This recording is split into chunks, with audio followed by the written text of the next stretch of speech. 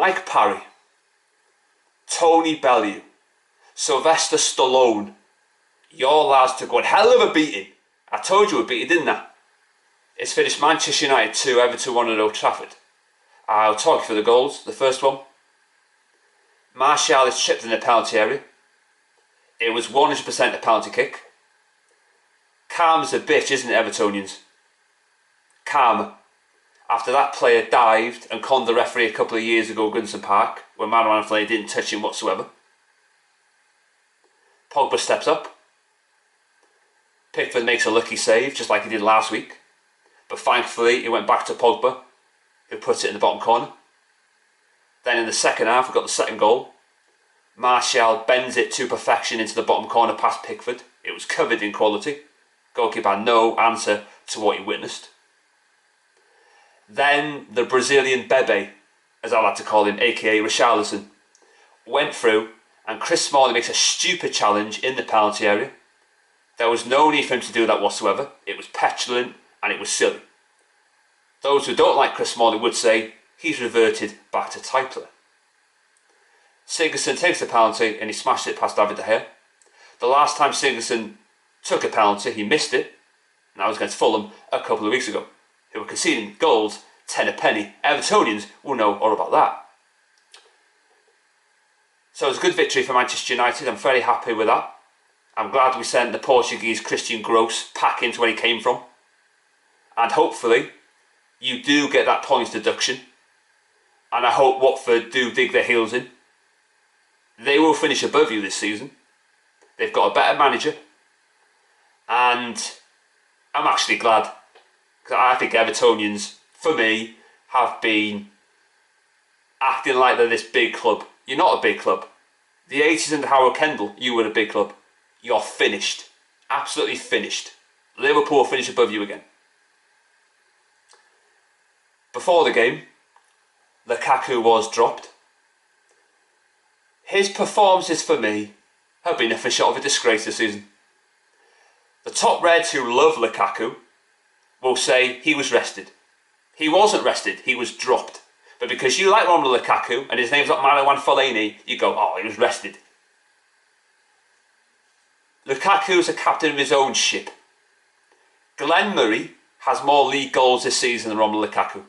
Jamie Vardy last season got more goals than Romelu Lukaku last season. The likes of Sterling got more goals than Romelu Lukaku last season. And people say he's got shades of a religion of Ronaldo and he's better than Harry Kane. Oh dear.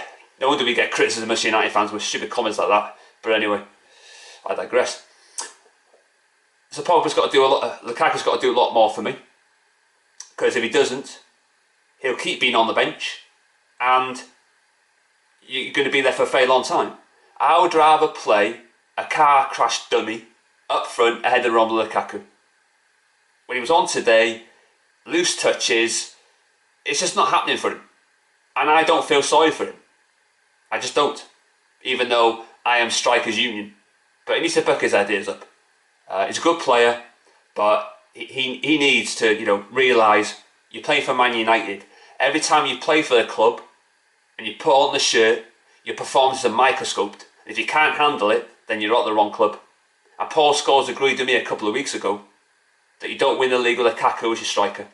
And so far, that's beared fruit. I thought Martial played well today.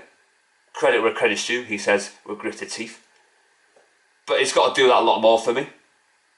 I love my attacking players,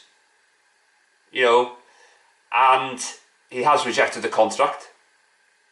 If I had my way, he would have went in the summer.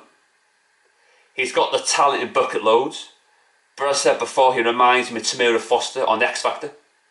She could have been a world star, the next Whitney if you will, but she had loads of problems off stage. She forgot the words on the live shows about 2 or 3 times.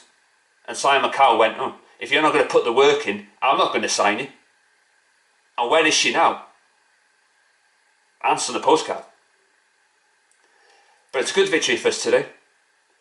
And just finally, Graham Souness actually praised Paul Pogba. Now there's some elements in the criticism of Paul Pogba that I agree with Graham about. But don't go telling me, Top Reds, that he's got a vendetta against Pogba.